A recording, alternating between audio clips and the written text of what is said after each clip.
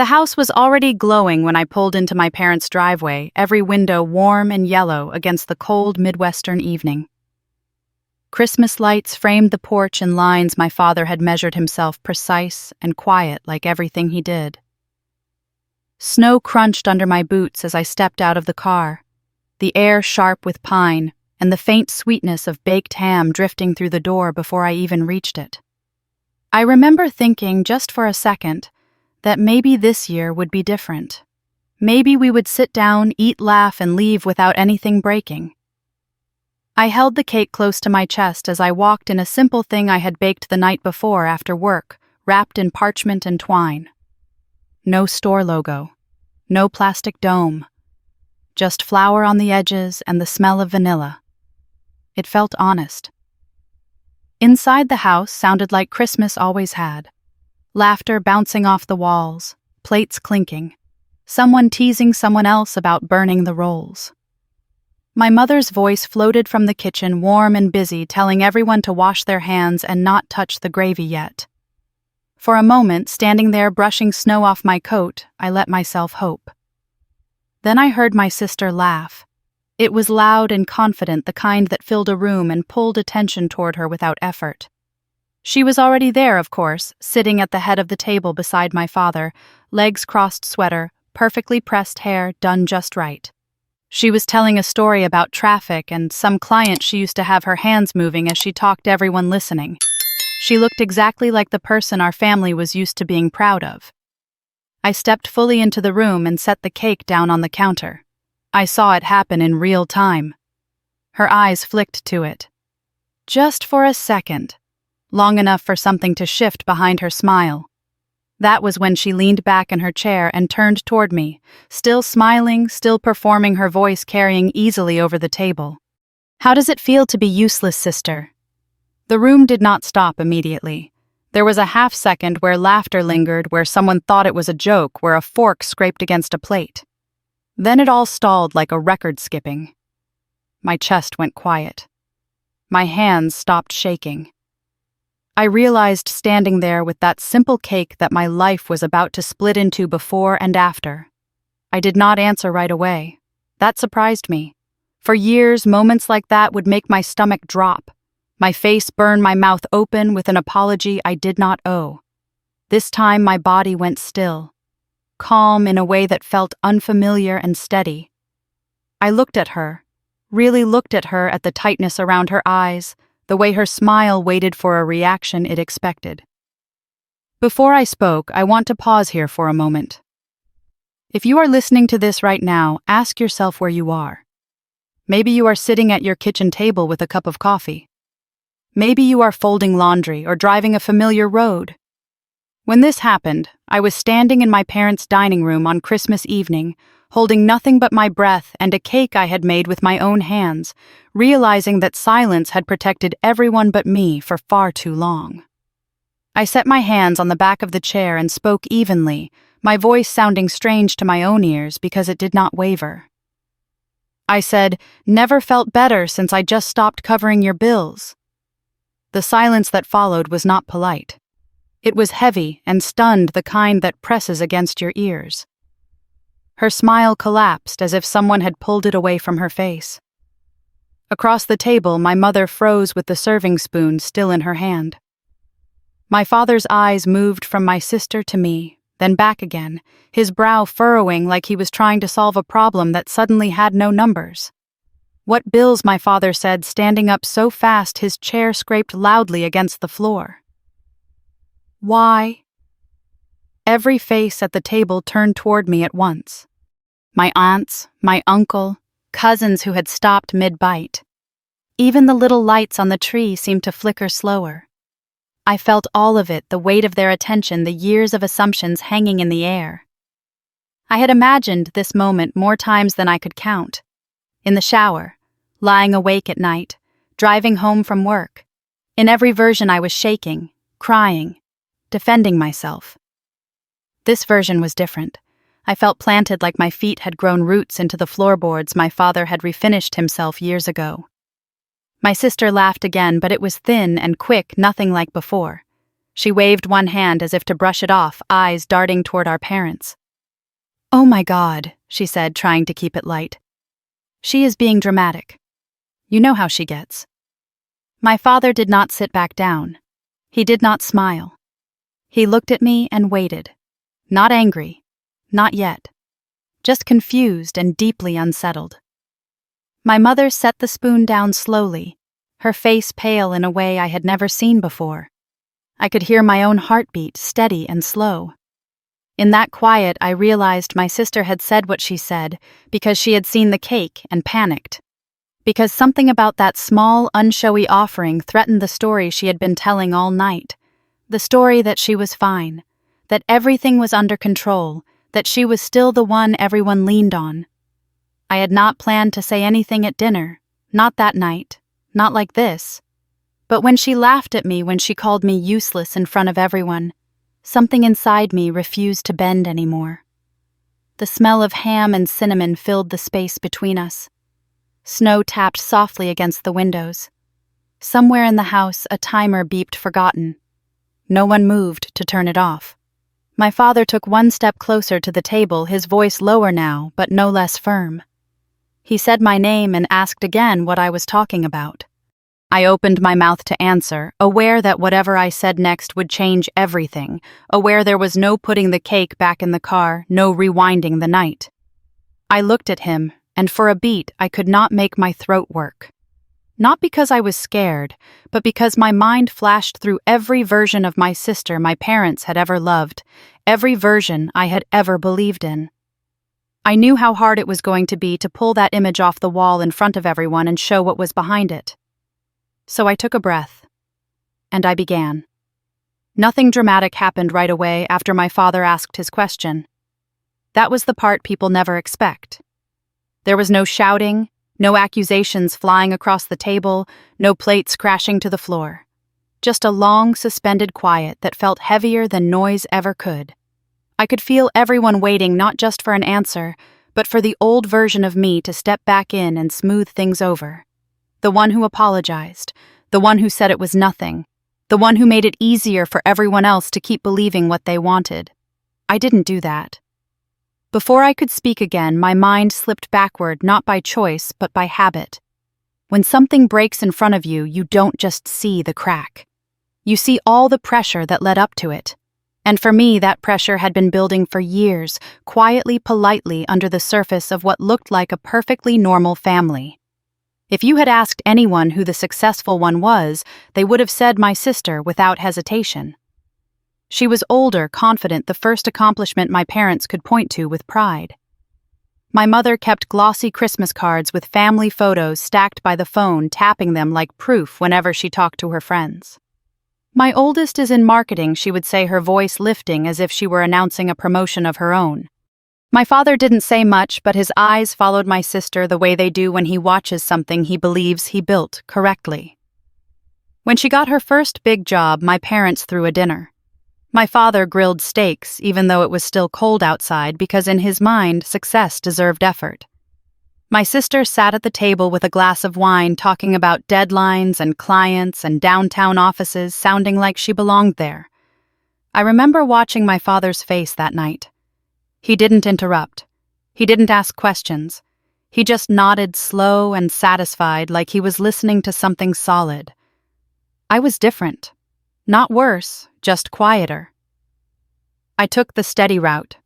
I worked in healthcare administration, which is a long way of saying I kept things from falling apart behind the scenes. I made schedules, chased approvals, smoothed over misunderstandings, handled details so other people could do their jobs. Nobody claps for that kind of work. They just notice when it stops getting done. In our family, that was my role too. I didn't cause trouble. I didn't ask for much. When my mother was stressed, I listened. When my father got quiet, I didn't press him. When my sister got dramatic, I gave her space because giving her space always seemed like the safest option. There is a kind of child a family builds a story around, and there is a kind of child a family leans on. My sister was the story. I was the support. It sounds bitter when I say it out loud, but it didn't feel that way at the time. It just felt normal. If my sister missed a holiday dinner, the whole day felt off.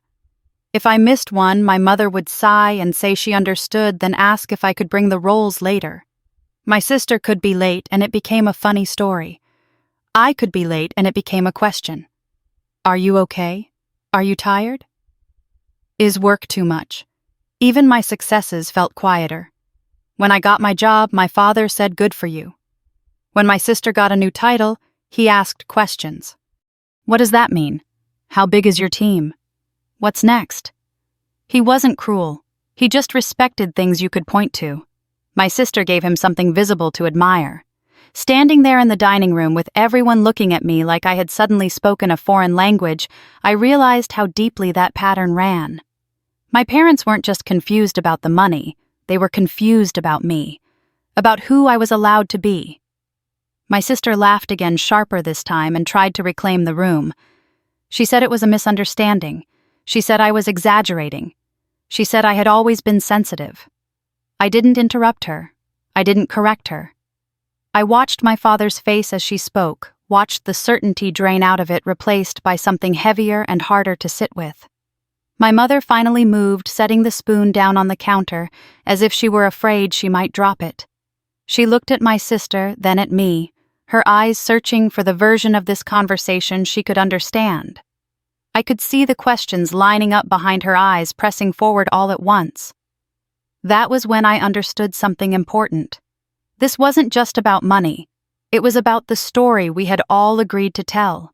The story where my sister was fine. Where I was steady but small. Where nothing ugly happened behind closed doors, as long as we didn't name it. I hadn't planned to break that story. I had lived inside it for a long time. It had shaped the way I moved, the way I spoke, the way I decided what was worth mentioning and what wasn't. It had taught me that being useful was safer than being honest. My father cleared his throat and asked me again what bills I was talking about. This time his voice wasn't sharp. It was careful. That scared me more. Careful meant he was ready to hear something he didn't want. I looked at him and felt a strange pull in my chest. Not fear, not guilt. Responsibility maybe, but not the kind I was used to carrying. This was different. This was the responsibility of telling the truth out loud, knowing it would change the shape of the room forever. I opened my mouth, then closed it again, buying myself a second. In that second, I thought about how easy it would be to soften it. To say it had only been a little. To say it was almost over. To protect everyone from the full weight of it. I didn't do that either. I realized standing there that this moment hadn't started tonight. It hadn't started with a cake or a laugh or a cruel joke at Christmas dinner. It had started much earlier in a quiet year when the world felt like it was holding its breath, and my sister called me late one night and asked for help. That was where the story really began. It started in the spring of 2020, during that strange stretch of time when the streets went quiet and everyone learned how fragile their plans really were. I remember the night clearly because I had just finished washing the dishes in my apartment and was standing at the sink staring out at an empty parking lot. The phone lit up with my sister's name, and for a moment I hesitated. She didn't usually call late. Calls with her were scheduled purposeful. This felt different. When I answered, she didn't say hello right away. I heard her breathing first, uneven and tight, like she had been crying and was trying to pull herself together. Then my name came out soft and broken in a way I had never heard from her before.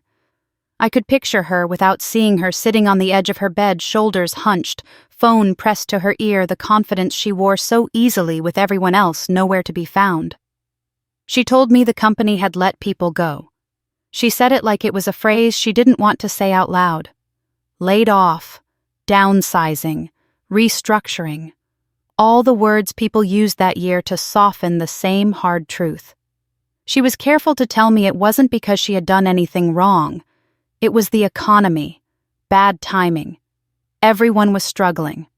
She rushed through it as if speed might keep the fear from catching up to her. I leaned against the counter and felt my stomach drop. My sister losing her job didn't fit into the picture I had of her. She was the one who always landed on her feet. The one with a plan. She kept talking, filling the silence with reassurance. She had savings. She was already applying. She had contacts. This was temporary. She said that word more than once, like saying it often enough would make it true. Then she paused, and when she spoke again, her voice cracked. She said she needed a little help to get through the gap.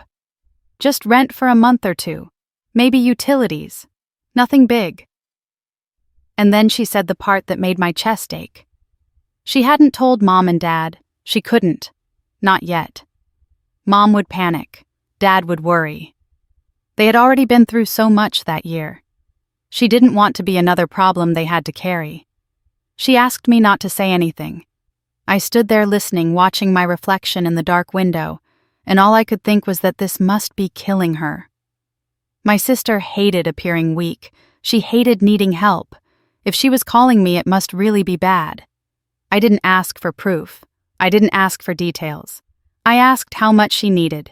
She gave me a number that sounded reasonable. She told me she hated asking.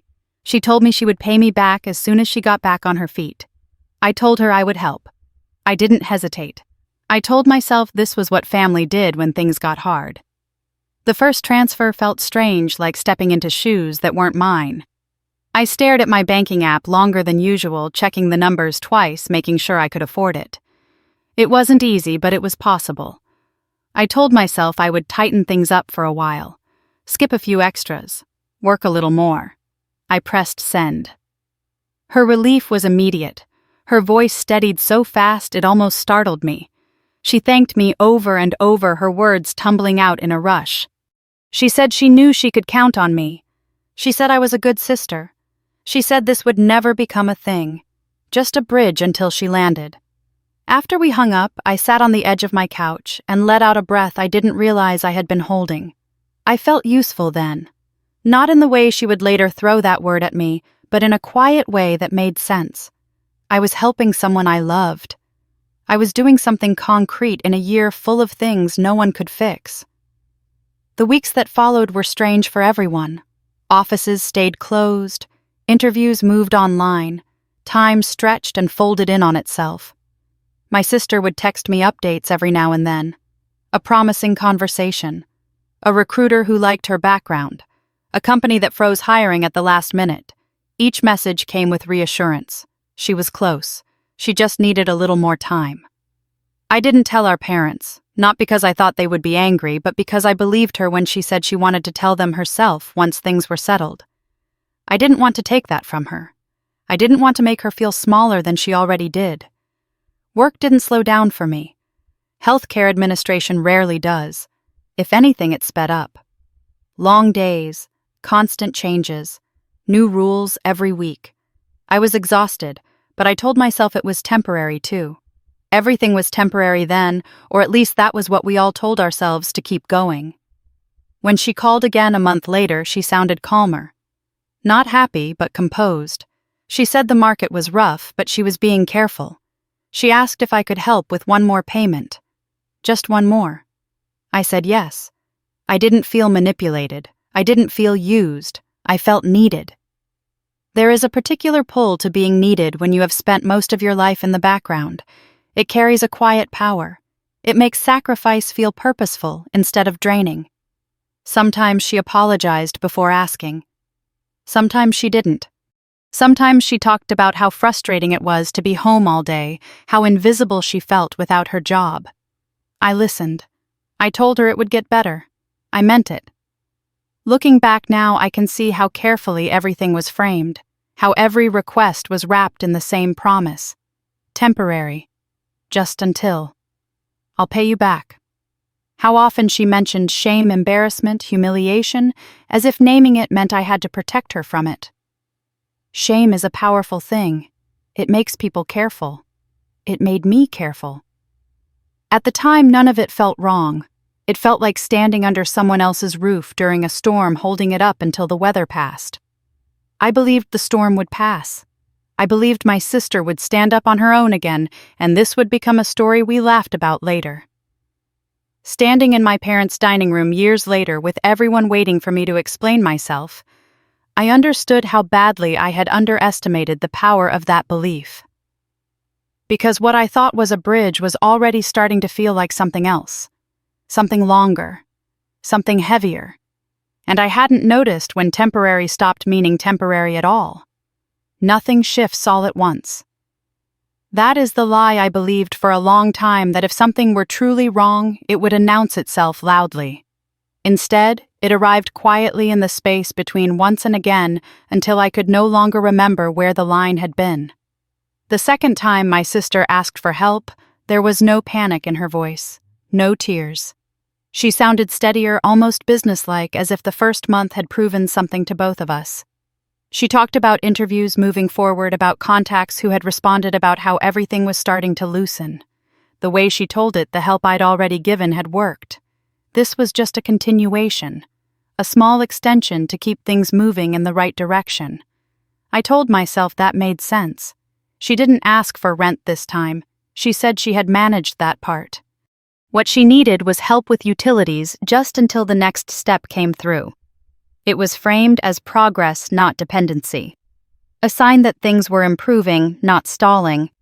I remember nodding along even though she couldn't see me, already reaching for my phone before she finished explaining. She thanked me again, but it was different. The gratitude was still there, but it felt smoother, less urgent. Relief had replaced desperation. She sounded like someone who expected the bridge to hold. After that, the categories began to change, not dramatically, just enough to feel logical. Internet because interviews were online now. A credit card payment because she didn't want her credit damaged when she was so close to getting back on her feet. Each request arrived with a reason that made refusing feel irresponsible. Each one came wrapped in the same promise. Temporary. Almost done. I didn't notice when my life started bending around hers. It wasn't anything I could point to as a sacrifice. I stopped ordering lunch at work. I made coffee at home and carried it in a travel mug that always leaked a little. I told myself I was being practical. I told myself this was what tightening up looked like. Work was relentless that year. Healthcare administration doesn't slow down when the world does. If anything, it accelerates. Policies changed weekly. Staffing shifted constantly. I stayed late. I picked up extra tasks. I told my manager I could handle it. I didn't connect my exhaustion to the money leaving my account each month. I connected it to the times we were living in. Everyone was tired then. That made it easier to ignore my own limits. My sister stopped apologizing every time she asked. Not completely. Sometimes she still said she hated needing help. But the way she said it changed. It sounded like something she had already accepted about herself, not something she was actively ashamed of. The relief in her voice had settled into confidence. She spoke as if the support was part of the plan now. She still reminded me not to tell our parents. Not urgently, casually, as if it were a given. Still haven't said anything she would mention almost in passing, and I would murmur agreement without thinking. We never discussed whether the secret should continue. Only how. That was the part I didn't recognize at the time. Silence stopped being a choice. It became maintenance. Something I kept up so the system wouldn't wobble. I remember one call in particular late in the summer when she talked about how frustrating it was to feel invisible without her job. She said people only see you when you're useful. She laughed a little when she said it, like she was making a general observation about the world. I laughed too, because that is what you do when you don't want to sit with a truth that feels too close. After we hung up, I stood in my kitchen and felt something I couldn't name settle into my chest. Not resentment, not anger. A question maybe. One I didn't yet have the language for. The requests kept coming, spaced just far enough apart to feel reasonable. Each one arrived before the last had time to feel permanent. That was the trick of it. By the time I could have said, "This has been going on a while," another explanation had already replaced the thought. Once I asked how the job search was really going. Not pointedly, just curious. She reassured me quickly, confidently. Interviews were happening. Things were lining up. She sounded so certain that my doubt felt unnecessary, almost rude. I dropped it. I noticed small things, then things I told myself didn't matter. The way she talked about money became looser. The way she assumed timing. The way she said this month without asking if that worked for me. None of it was overt. That's why it took so long to register. There was a moment I think about now, one I dismissed too quickly at the time. She mentioned ordering takeout because she was exhausted, said it lightly, like a normal detail of a normal day. I pictured her kitchen, her phone, the ease of it, and something inside me tilted. It wasn't the money. It was the mismatch. The story and the image didn't line up cleanly. I didn't say anything. I told myself I was being judgmental. I reminded myself that everyone coped differently, that she deserved small comforts after everything she'd been through. I told myself this was still kindness. What I didn't see yet was how the balance had shifted, how my support had moved from being something she was grateful for to something she relied on, then to something she expected.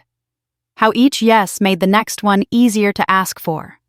How repetition makes almost anything feel normal if you give it enough time. By the time I noticed the strain, it was woven into my days. I checked my phone more often. I felt a flicker of tension every time her name lit up the screen. I told myself it was concern. I told myself it meant I cared. Looking back, I can see how quietly the roles solidified. She was moving forward, even if slowly. I was holding things together, even if invisibly. And somewhere between the first transfer and the many that followed, temporary stopped meaning what it was supposed to mean.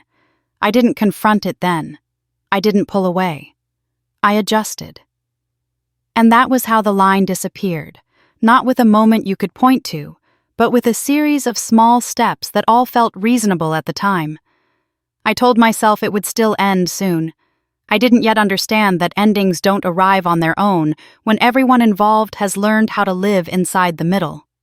Silence has a sound when it becomes a rule. It's a low pressure behind the ears, a constant awareness that certain words are off limits, even when no one says so out loud. By the time I noticed it, I was already living inside it, careful with my tone, my timing, my questions. Silence had stopped being something I offered. It was something I maintained. The first time I suggested telling our parents, I did it gently. I remember choosing my words the way you choose a fragile dish from a shelf, slow and deliberate. I said it might take some pressure off her. I said they loved her and would want to help. I said it could be temporary, just until things stabilized. I wasn't accusing. I wasn't threatening. I thought honesty would make things lighter. Her response came fast and sharp, cutting through the calm I had tried to build. She said no. Not yet. She said Mom would panic and make everything worse. She said Dad would judge her and never let it go. She said they had already been through enough and didn't need this. Then her voice shifted, dropping into something smaller and tighter. She asked me if I really wanted to do that to her, if I wanted to be the reason she fell apart. I felt the weight of that question land squarely on my chest. She didn't say, "Don't tell them." She said, "Do you want to ruin me?" The difference matters. One is a boundary. The other is a threat wrapped in vulnerability. In that moment, my concern was rewritten as recklessness, my honesty reframed as betrayal. I apologized before I even realized I was doing it. After that, the rules became clearer without ever being stated. We didn't talk about telling our parents anymore. We talked about keeping things together, about getting through, about not making things harder than they needed to be. Silence wasn't negotiated. It was assumed. The requests continued, but now they came with an undercurrent I hadn't felt before. If I hesitated even briefly, she sounded wounded. If I asked a question, she sounded exhausted. She reminded me how hard this was for her, how embarrassing, how fragile everything felt. She positioned herself as someone already on the edge, and me as the last thing keeping her from tipping over. Guilt is a powerful thing when it's framed as care. It doesn't shout. It whispers. It tells you that your needs are selfish, that your doubts are dangerous, that your silence is proof of love. I told myself I was being compassionate. I told myself this was temporary, that she just needed stability until she could stand again. I didn't realize that compassion had become compliance. I began measuring my words before I spoke to her. I stopped asking how long this would last. I stopped mentioning my own stress. I stopped saying no entirely. It felt easier to absorb the pressure than to risk adding to hers. When she thanked me, it felt like relief more than gratitude, as if my agreement had restored order. I noticed changes in myself before I noticed changes in her. I checked my phone constantly, a flicker of tension every time it buzzed. I planned my finances around anticipated requests instead of my own goals. I told myself I was just being prepared. Responsible. The truth was simpler and harder to admit. I was managing her fear. Once, after a particularly long day at work, I suggested we revisit the plan. Not the money, just the timeline. I said I needed clarity. She went quiet for a moment, then said she couldn't handle that conversation right now. She said everything felt like too much already. She said she trusted me not to push when she was barely holding on. So I didn't push. That was when I realized how much power silence had given her. Not because she demanded it, but because I enforced it myself. I protected the system because I believed it was protecting her. I didn't see how the system protected itself first. The strangest part was how normal it all began to feel. Weeks passed, months. Each request arrived dressed as an exception, even as the pattern grew unmistakable. I stopped feeling shocked. I stopped feeling alarmed. I felt tired, careful, necessary. Those feelings can be addictive when you've been the steady one your whole life. There were moments when something inside me protested. A tightness in my jaw, a restless night, a thought I pushed away quickly. I told myself I was being dramatic. I reminded myself that families help each other, that this was what loyalty looked like when things got hard. I told myself kindness sometimes came with rules, but kindness isn't supposed to make you smaller. I remember standing in line at the grocery store one evening, staring at the total on the screen and mentally subtracting what I knew would leave my account in a few days. The woman ahead of me laughed with the cashier. Christmas music played softly overhead. Life continued ordinary and unbothered. I felt oddly detached from it, like I was watching through glass. That night, my sister called and talked about how ashamed she felt that this was taking so long. She said she hated being this person. She said she knew she was a burden. The word hit me hard. Burden. I rushed to reassure her to undo the damage the word had done. I told her she wasn't a burden. I told her I was glad to help. I meant it even as something inside me recoiled. What I didn't say was that the burden wasn't the money. It was the silence, the constant vigilance, the way my world had narrowed to accommodate her fear, the way my own needs had become negotiable. By then, the arrangement had taken on a shape I could no longer ignore, even if I couldn't name it yet. There were rules even if they were unspoken. There were consequences even if they weren't explicit. And there was a growing understanding that this wouldn't end because I was kind enough or patient enough or quiet enough. It would only end when something broke. I didn't know what that something would be. I just knew deep down that kindness doesn't usually come with conditions you're not allowed to talk about. And I was starting to feel the cost of every word I swallowed. At some point, the money stopped having edges. In the beginning, every dollar had a destination I could picture clearly: rent, utilities, groceries, things with names and dates and logic. Somewhere along the way, that clarity dissolved, replaced by explanations that floated just out of reach, vague enough to sound reasonable, but never solid enough to hold. The first time I noticed it, I dismissed the feeling quickly. She mentioned needing help with something she called a timing issue. Not a bill exactly, more like a gap. The word slid past me without landing. I asked what it was for, and she reassured me instead of answering. She said she had it under control. She said she just needed to smooth things over for a week or two. Her confidence was calm, practiced, and strangely effective. I sent the money. After that, new categories appeared, each one introduced casually, as if they had always been there. Fees, renewals, short-term expenses tied to long-term plans. Each request arrived with a reason that made refusing feel short-sighted. If I hesitated even slightly, she reminded me how close she was to breaking through. How one misstep now could undo months of effort. What unsettled me wasn't the amounts. It was the way the explanations no longer invited questions. She didn't walk me through things anymore. She summarized. She assured. She spoke like someone used to being trusted without scrutiny. When I asked for clarification once, she laughed lightly and said I was worrying too much. That laugh stayed with me. Around the same time, I noticed small inconsistencies that I told myself didn't matter. A photo she posted online of a takeout bag on her kitchen counter. A casual comment about meeting someone for drinks to talk opportunities. Nothing extravagant. Nothing that screamed irresponsibility. Just ease. A level of comfort that didn't match the urgency I heard in her voice when she called me. I tried not to read into it. Everyone needed moments of normalcy. Everyone coped differently. I repeated those lines to myself until they lost their meaning. One afternoon, I mentioned the situation in passing to a colleague while we waited for a meeting to start. I didn't go into detail. I framed it lightly, almost joking about supporting family longer than expected. She listened quietly, then asked a single question. Was there a plan, or just hope? The question lingered long after the meeting ended. That night, I opened my banking app and scrolled back through the transfers. I hadn't done that before. Not like this. I noticed patterns I hadn't wanted to see. The regularity, the escalation. The way requests clustered around moments when she sounded most confident, not most desperate. The numbers didn't tell a story of survival. They told a story of reliance. I closed the app and sat in the dark, my phone heavy in my hand. When she called the next evening, I decided to ask directly.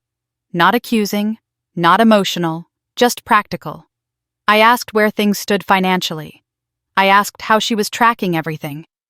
There was a pause on the line, brief but unmistakable. Then she said it was complicated, that things moved around, that money was money and it all evened out in the end. That was the first time my trust wavered visibly. She sensed it immediately and moved to smooth it over. She reminded me how careful she was, how responsible, how she hated being in this position. She said she wouldn't still be asking if she had any other option. She sounded offended, not defensive, and somehow that made me feel like I had crossed a line. I apologized again. After we hung up, I felt something shift inside me, like a shelf finally giving way under too much weight. It wasn't anger. It was clarity, sharp and unwelcome. I realized I couldn't explain her situation anymore, not to myself, not honestly. I had been filling in gaps with faith, and faith was starting to feel like denial. The next few weeks were tense in a quiet way. I noticed myself bracing before her calls. I noticed the relief I felt when days passed without hearing from her, followed immediately by guilt for feeling it. When she did call, she sounded more certain than ever, as if confidence itself could keep questions at bay. She talked about the future a lot then, about when things turned around, about how she would make it up to me. The promises floated forward, always just out of reach, never tethered to specifics. I nodded along, murmured encouragement, sent what she asked for. On the surface, nothing changed. Underneath, everything had. I started keeping track quietly. Not obsessively, just enough to know where I stood. I saved messages. I wrote dates in the margins of a notebook I kept by my desk. I told myself it was for clarity, not confrontation, that I just needed to understand the shape of what I was in. The more I understood, the harder it became to ignore the truth pressing against me. This wasn't temporary. It wasn't disorganized. It wasn't even chaotic. It was structured, sustained, and protected by silence. The secrecy that once felt like kindness now felt like insulation, keeping the system warm and untouched. I thought about our parents then, about how carefully she had kept them out of it, how much energy had gone into managing appearances instead of solving the problem. The realization landed slowly, but when it did, it stayed. Shame hadn't driven the secrecy. Strategy had. I didn't confront her. Not yet. Part of me still hoped I was wrong. Part of me didn't want to know what would happen if I wasn't. Naming something changes it. I wasn't ready to change it yet. But I couldn't unsee what I had seen. The money no longer felt like help. It felt like fuel. And the silence I had been guarding so carefully suddenly felt like the most expensive thing I was paying for. I told myself I just needed more clarity. One more piece of information. One more confirmation that this wasn't what it looked like. I didn't realize then that clarity doesn't wait for permission. It comes when it's ready. And when it does, it changes everything. I stopped trusting how things felt and started paying attention to how they worked. That was the shift. It wasn't dramatic. It didn't come with anger or resolve. It came with a quiet decision to stop explaining and start observing. One evening after work, I sat at my desk with my laptop open and my phone beside it. I didn't feel panicked. I felt methodical. I opened my bank history and scrolled back farther than I ever had before, past the most recent transfers, past the ones I could still justify easily back to the beginning. I lined dates up with text messages. I matched requests to explanations. Patterns emerged quickly once I stopped looking away. The money didn't move randomly. It arrived in waves. Each wave followed the same shape, a confident update, a hint of momentum. Then a sudden need framed as time-sensitive. The more hopeful she sounded, the more urgent the request that followed. It wasn't survival money. It was maintenance money. It kept the story intact. Seeing it laid out like that made my chest tighten, not with anger, but with a kind of grief. I had trusted the disorder. I had believed the chaos was real. What I was looking at now was something else entirely. Organized. Predictable. Controlled. A few days later, the confirmation came from a place I hadn't expected. I ran into a cousin at the grocery store, someone I hadn't seen in a while. We stood too close in the aisle carts, half blocking the shelves, catching up in that shallow way people do when they don't have much time. She mentioned my sister in passing, said she hoped she was doing better. I asked what she meant. She hesitated, then said my sister had called her months ago asking for a loan. Just temporary. Just until something came through. She laughed awkwardly, like she was embarrassed to be admitting it. She said she hadn't been able to help much, but my sister had been understanding. Grateful even. The words echoed in my head long after we said goodbye. The language was the same. The timing. The secrecy. The promise that it wouldn't last. I sat in my car with the groceries warming in the back seat and felt something settle into place. I wasn't the only one. I hadn't been chosen because I was special or strong. I had been chosen because I was reliable and quiet. That realization hurt more than I expected. That night I replayed old conversations in my head, hearing them with new ears. The pauses. The way she always reached out when she sensed stability, not crisis. The way she framed herself as embarrassed, never irresponsible. The way she spoke about our parents, positioning them as fragile obstacles instead of sources of help. I saw the timing for what it was. Emotional leverage applied with precision. I thought about how often she had thanked me for understanding, for not being like other people, for not making things harder. I had worn those words like praise. Now they sounded like instructions. I didn't confront her. Not yet. The clarity didn't make me reckless. It made me careful. I began documenting quietly without emotion. I saved messages instead of scrolling past them. I noted dates, phrases, repetitions. I didn't tell myself it was evidence. I told myself it was context. A way to keep my footing in a situation that had been designed to keep me off balance. When she called, I listened more than I spoke. I noticed how often she assumed my agreement before asking, how rarely she checked in about my life, how quickly she redirected when the conversation drifted too close to accountability. I answered neutrally. I stayed calm. I didn't offer reassurance the way I used to. She noticed. Her tone shifted subtly the way it always did when she sensed distance. She became warmer, more familiar. She talked about shared memories. She reminded me how close we were. She told me I was the only one she could trust. I felt the old pull and recognized it for what it was. Trust, I realized, had been replaced by exclusivity. And exclusivity is not the same thing. The hardest part was admitting my own role in it. I had helped build this. Not intentionally, not maliciously, but consistently. Every time I chose silence over discomfort, I reinforced the pattern. Every time I told myself it was temporary without asking what temporary meant, I extended it. Seeing that didn't make me ashamed. It made me honest. I wasn't angry with her. Not yet. I was angry with the system that had formed between us, one that fed on secrecy and rewarded compliance.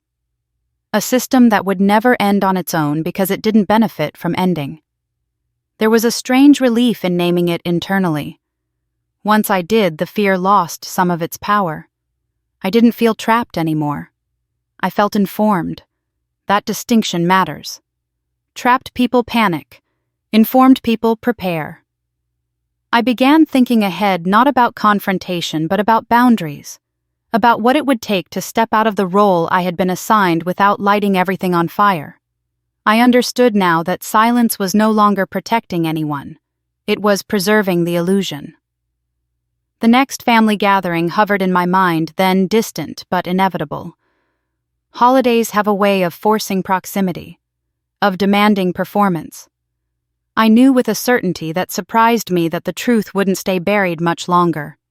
Patterns don't like exposure, but they don't survive it either. I didn't know exactly how or when it would surface. I only knew that pretending nothing was wrong was no longer an option. The shape of the thing was clear now, and once you see a pattern, you can't go back to believing it's just coincidence. I closed my notebook that night and set it in a drawer, not as a weapon, but as an anchor. Whatever came next, I would not be gaslit by my own generosity again. The story was bigger than me, and it was about to stop being private. The house looked exactly the same when I pulled into the driveway, and that was what unsettled me most. The lights were up. The wreath still hung crooked on the door, the same familiar glow spilling out into the cold evening. Snow dusted the steps. For a moment, I sat in the car with the engine running and realized how much I had changed while everything else had stayed obediently in place. I carried the cake inside like I always did, both hands underneath it, careful not to smudge the parchment. I had made it that morning before work, simple and unremarkable, the kind of thing that never drew attention. It felt important that it be honest.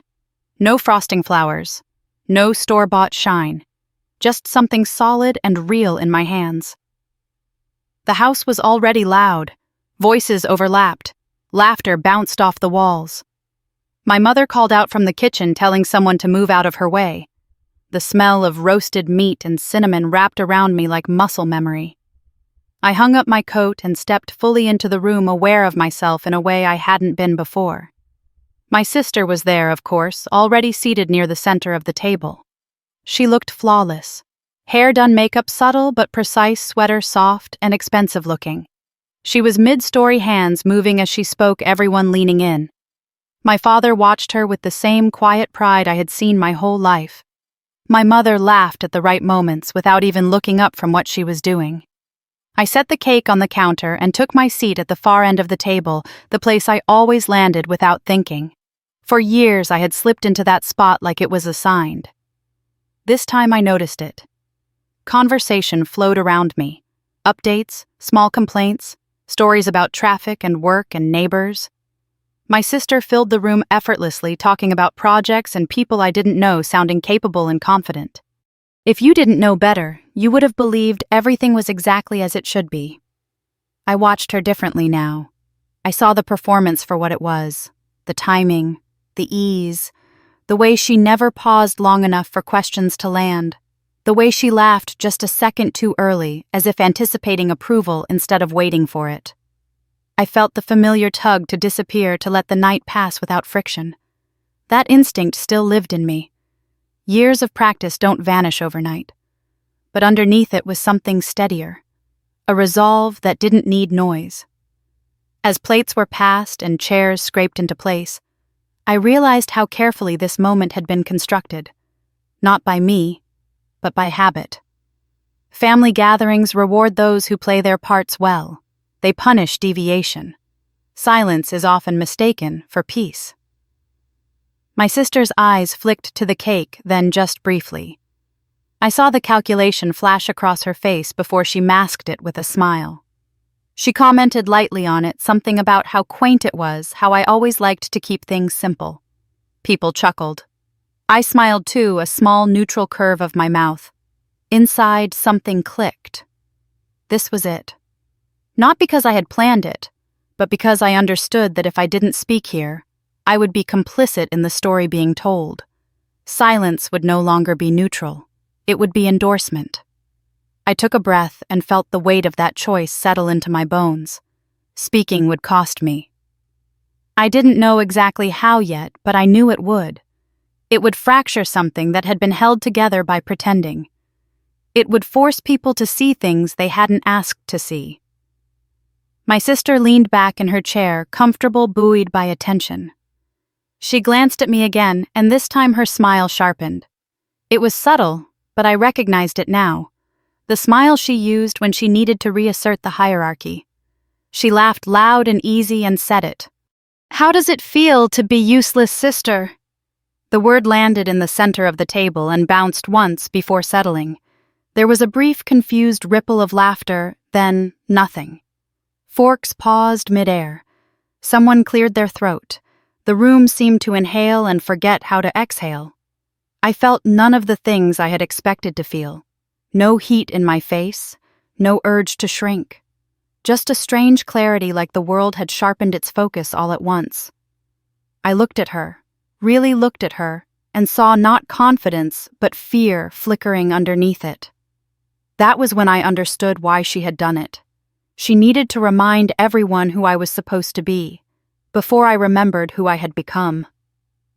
I didn't rush my response. I let the silence stretch not out of spite, but because it belonged there. In that quiet, I could hear my own breathing steady and unforced. I could feel the floor beneath my feet solid and familiar. Across the table, my father shifted in his chair. My mother's smile faltered, her eyes moving between us. My sister waited, her posture confident, but her eyes sharp, searching for the reaction she expected. I didn't give it to her. Instead, I met her gaze and spoke evenly, my voice calm enough that it surprised me. "Never felt better," I said, "since I just stopped covering your bills." The words were simple, factual. They didn't accuse or explain. They just existed. The effect was immediate. Her smile collapsed as if it had been pulled away from her face. The room went completely still. My father stood so quickly his chair scraped loudly against the floor, the sound slicing through the silence. "What bills?" he demanded, his voice sharp with confusion. Why no one laughed? No one moved. All eyes turned toward me. I felt the weight of the moment settle fully now, not as fear, but as inevitability. There was no going back to the version of the night that had existed 5 minutes earlier. Whatever came next would change the shape of the room, the family, the story we told ourselves. I took a breath and looked at my parents, at the questions written plainly across their faces. The timer in the kitchen beeped forgotten. Snow tapped softly against the windows. I opened my mouth to answer, aware that the truth was about to take the floor, and knowing with a calm I had never felt before that I was finally ready to let it. The silence after I spoke was not empty. It was crowded with confusion, with recalculations happening behind familiar faces. For a brief moment, someone laughed softly the way people do when they hope a joke will reveal itself. It didn't. The sound died where it started, and the room settled into something heavier. I waited for the rush of emotion I had carried in my head for years. The heat, the shaking, the urge to explain myself before anyone could misunderstand. None of it came. What I felt instead was stillness, like standing at the center of a cleared space and realizing nothing was pushing back anymore. My sister blinked once, then again. Her mouth opened as if she were about to speak, then closed. The confidence she had been wearing slipped not gradually, but all at once. It wasn't a crack. It was a disappearance. She looked around the table quickly as if expecting someone else to step in and reset the scene. My father was already on his feet. He hadn't raised his voice yet, but his posture had changed. Shoulders, squared hands braced on the table. He looked at my sister first, then at me, his expression shifting from disbelief to something more focused. "What bills?" he asked again. "What are you talking about?" My mother hadn't moved. She sat frozen, her hand still resting near the serving dish, eyes wide and fixed on my sister's face. I could see the questions lining up behind them, pressing forward all at once, demanding space. I took another breath. The room felt like it was waiting for me to fill it with words, but I understood now that rushing would only give the moment away. Control didn't come from volume, it came from restraint. "I'm talking about the money I've been sending her," I said calmly, "for a long time." The sentence landed with more force than the one before it. Chairs shifted. Someone inhaled sharply. My sister laughed again, quick and brittle, the sound cutting through the quiet like glass. "Oh my God," she said, waving one hand dismissively. "You are blowing this completely out of proportion." It was nothing. She helped me a little. "That's what sisters do." Her eyes flicked toward me, sharp, now warning. I recognized the look immediately. The one meant to pull me back into line. I didn't respond to her. I kept my gaze on my parents. "It wasn't a little," I said. "And it wasn't once." My father's jaw tightened. He looked at my sister again, waiting for her to explain, to fill the gap with something that made sense. She didn't. She kept talking instead, words tumbling over each other, minimizing, reframing, trying to turn the moment back into something manageable. "It was temporary," she said. "You know how things were. Everyone struggled." She offered. I never forced her. No one interrupted her. That was the strangest part. The room let her talk, but the energy had shifted. People weren't listening the way they had before. They were watching. I felt something settle into place, then something I hadn't anticipated. Authority. Not the kind that demands attention, but the kind that arrives when people realize you are holding the facts. "It went on for years," I said quietly. "And it stayed quiet because you didn't know about it." My mother finally stood up, pushing her chair back slowly, as if she needed the movement to steady herself. She looked at my sister with an expression I had never seen before. Not anger, not disappointment. Shock. "Why didn't you tell us?" she asked, her voice barely above a whisper. My sister opened her mouth, then closed it again. For the first time that night, she didn't have an immediate answer. My father turned to me, his eyes searching my face. How much, he asked. The question hung in the air, heavy and precise. I knew that number would come later, that tonight wasn't about totals. It was about truth, about the shape of what had been hidden. "Enough that it matters," I said. "Enough that it wasn't an accident." That was when my sister's tone shifted again, sharper this time. She accused me of betrayal, of keeping score, of making things ugly on Christmas for no reason. She said I had always resented her. She said this was about jealousy, about attention. The words might have worked once. I felt them pass over me without landing. I watched my father as she spoke. I watched the way he didn't nod, the way his eyes didn't soften, the way he waited for her to finish instead of stepping in to protect her. That was when I knew the story she had relied on for so long had finally failed. "Enough," my father said quietly. The word cut through the room cleanly. My sister stopped mid-sentence. Everyone did. He looked at her, his voice controlled but firm. "You don't get to talk over this. Not now." My mother crossed her arms, a small gesture, but one that spoke volumes. The room had chosen its stillness. No one rushed to smooth things over. No one tried to laugh it away. The comfort of pretending had evaporated. I felt something loosen in my chest, then not triumph, but release. I hadn't raised my voice. I hadn't defended my character. I hadn't argued. I had stated facts and let them stand. My sister looked around the table again, searching for support that wasn't there. Her performance had lost its audience. I understood then that the hardest part was over. Not because the consequences were done, but because the illusion had been broken. Once that happens, nothing goes back the way it was. I had said one sentence at first. Just one. It had changed the room. Everything that followed was simply the truth, finding its shape. And it wasn't finished yet.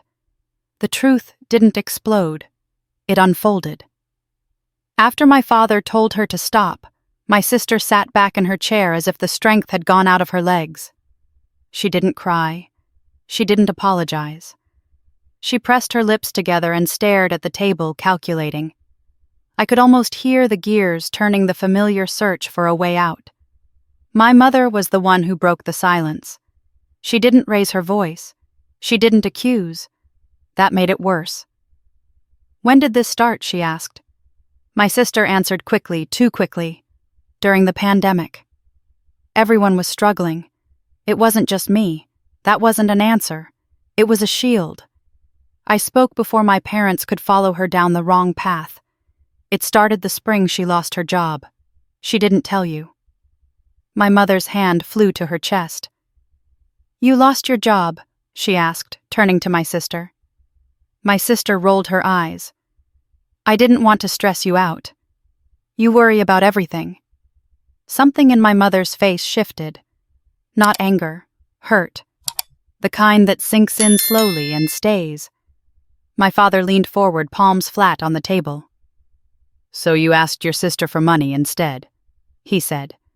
"And you didn't think we should know?" My sister laughed softly, shaking her head. "You're acting like I robbed a bank," she offered. I didn't force her. I felt the familiar pull to explain myself, to clarify, to make sure they understood I hadn't been weak or foolish. I let it pass. This wasn't about my motives anymore. It was about her pattern. "She asked me not to tell you," I said. "Every time." That was the detail that changed everything. My father looked at my sister as if he were seeing her through a lens that had finally snapped into focus.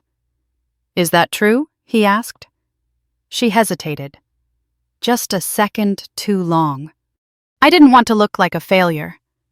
The word hung there heavy and revealing. My mother sat down slowly.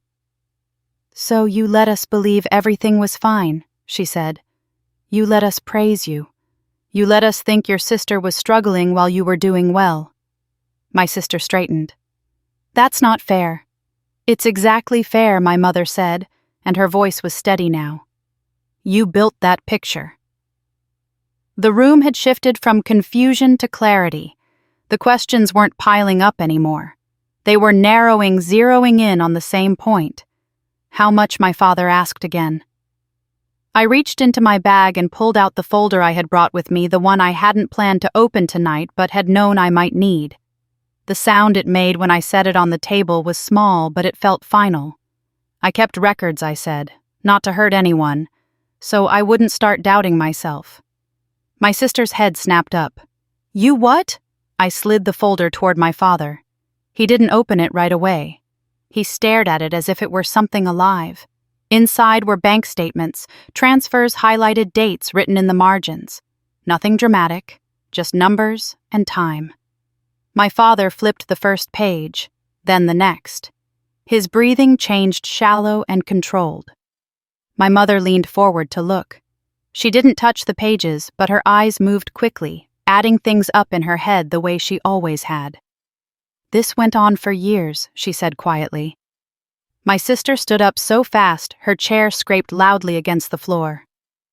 "This is insane," she snapped. "You're all ganging up on me." No one responded. Not right away. My aunt cleared her throat from across the table. "She asked me too," she said. "Last year. She said it was just rent. She asked me not to mention it." The words landed like stones. My cousin shifted in her seat. She texted me once, she admitted. I didn't send anything, but it felt off. Another voice joined in, then another. Each admission small on its own, devastating together. My sister looked around the table, panic flashing across her face before she masked it with anger. "You told them she accused me. You turned everyone against me. I didn't tell anyone I said. You did. Over time." My father closed the folder and pushed it back toward me. His hands were shaking now, just slightly. "You borrowed from your sister," he said. "From your aunt. From your cousins." He paused, then asked the question that dropped the room into silence. "Did you take money from our retirement?" My sister didn't answer. My mother's head snapped up. What? My sister swallowed. Dad offered. My father's face drained of color. You asked about it, he said slowly. You asked how to take it out. My mother stood up again, her chair tipping back. You touched our future, she said, her voice breaking for the first time that night. That was it. The last line crossed. My father straightened, and when he spoke there was no confusion left in his voice. Only resolve. This stops, he said. Tonight. No more money. No more secrets. No more protection. My sister stared at him, disbelief giving way to fury. You can't just cut me off. We can, my mother said. And we are. The room didn't erupt. It went quiet. The kind of quiet that settles after something irreversible has been said. My sister grabbed her coat, muttering about betrayal and cruelty, about how we would regret this. She left without looking at me. No one followed her. I sat there, the folder closed in front of me, feeling a strange mix of grief and relief. The truth hadn't saved anyone. It had simply stopped the damage from spreading. And for the first time in years, I knew I wouldn't be asked to carry it alone anymore. No one chased her. The door had barely finished slamming before the house fell into a quiet so thick it felt physical. The Christmas music was still playing in the other room, cheerful and completely wrong, like it hadn't gotten the message that something had ended. My father stayed standing at the head of the table, one hand resting on the back of his chair. He looked older than he had an hour earlier. Not tired, but altered, as if a layer of certainty had been peeled away and he was learning how to exist without it. My mother sat down slowly, her hands folded in her lap. She stared at the place where my sister's chair still sat, crooked, untouched. For a moment, I thought she might cry again. Instead, she inhaled long and controlled the way she did when she was deciding something. That can't continue, she said quietly. Not asking. Stating. My father nodded. It won't. They didn't look at me right away. That surprised me. For years, I had been the one they turned to when things needed smoothing over, explaining fixing. This time, they spoke to each other first. We can't help her anymore, my mother said. Not like this. My father's jaw tightened. Helping isn't the same as enabling. The word landed with weight. Enabling. It wasn't angry. It was accurate. I waited for guilt to rise up in me, the familiar reflex that told me I should soften this, should remind them that she was still their daughter, that she was scared that things were complicated. It didn't come. What came instead was a deep, unfamiliar stillness. She's going to be angry, my mother said. She's going to say terrible things. My father exhaled. She already has. No one contradicted him. The rest of the family stayed quiet, each of us caught in our own version of the aftermath. My aunt looked shaken, her hands wrapped tightly around her mug. My cousins avoided each other's eyes. No one reached for food. The table might as well have been a prop.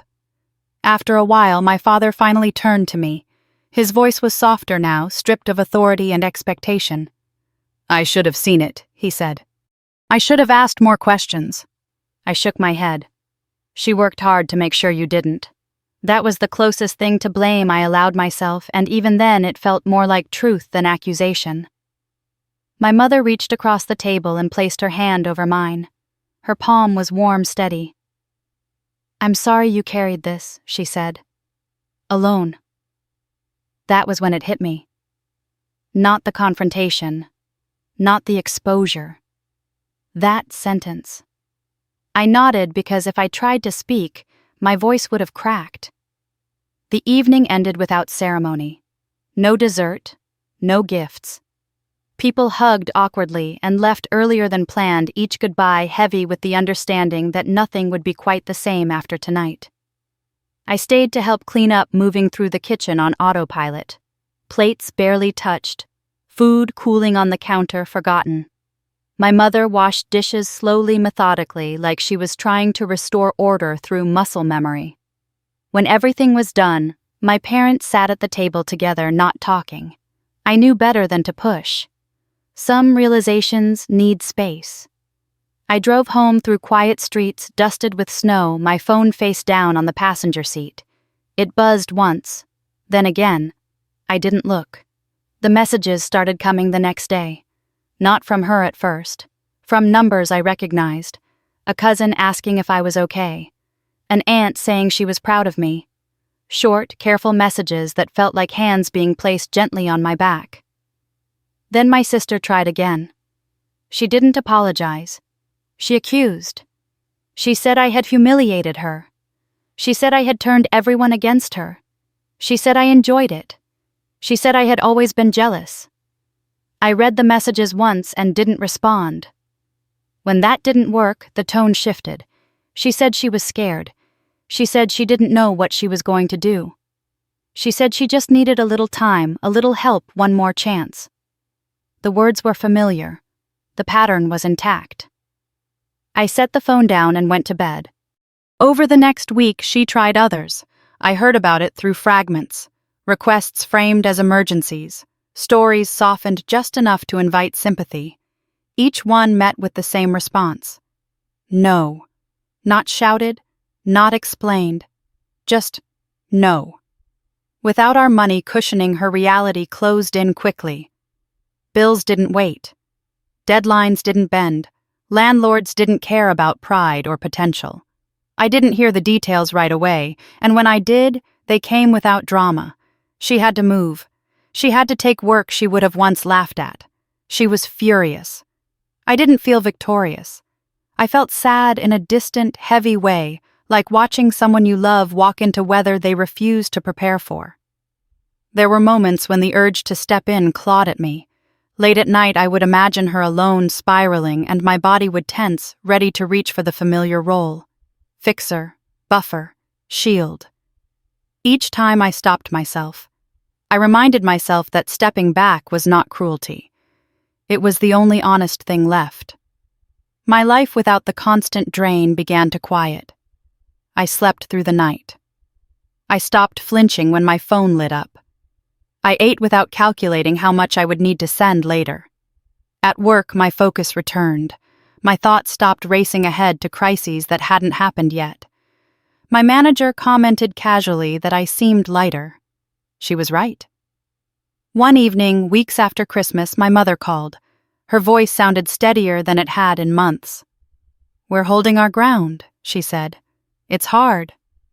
But it's right." I thanked her. After we hung up, I sat in the quiet of my apartment and realized something important. For the first time, the silence wasn't something I was being forced into. It was something I had chosen. And in that silence, I could finally hear myself breathe. Life didn't suddenly become easy after that Christmas. It became quieter. The kind of quiet that lets you notice things you've been drowning out for years. The hum of the refrigerator at night. The way morning light moves across the floor. The sound of your own thoughts when they aren't constantly interrupted by someone else's emergencies. For a long time, I had mistaken noise for importance. Crisis for connection. Being needed for being loved. When the phone stopped ringing, I felt a hollow place open in my chest. Not because I missed the chaos, but because I had wrapped my identity around it. I didn't realize how much of myself I had put on hold. Without the constant drain, my finances stabilized in a way I had almost forgotten was possible. I paid down what I needed to. I rebuilt my savings slowly without drama. Watching that balance grow again didn't feel exciting. It felt grounding, like reclaiming a piece of myself that had been on loan for too long. At work, my focus returned fully. I stopped second-guessing every pause in my concentration. I slept better. I laughed more easily. My manager told me one afternoon that I seemed different, calmer. I didn't explain why. I didn't need to. My parents changed too, not overnight and not without pain. My mother stopped making excuses for behavior that hurt her. My father stopped assuming silence meant stability. They didn't talk about my sister much. When they did, it was careful and brief, like touching a bruise to see if it still hurt. It did, I won't pretend there wasn't grief. There was. Grief for the sister I thought I had.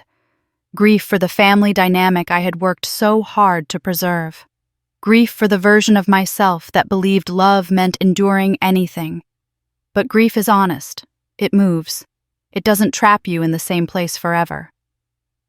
As for my sister, I heard about her in fragments, through relatives who mentioned things quietly, through the absence of her name in conversations where it used to dominate. She struggled. She worked long hours. She moved again.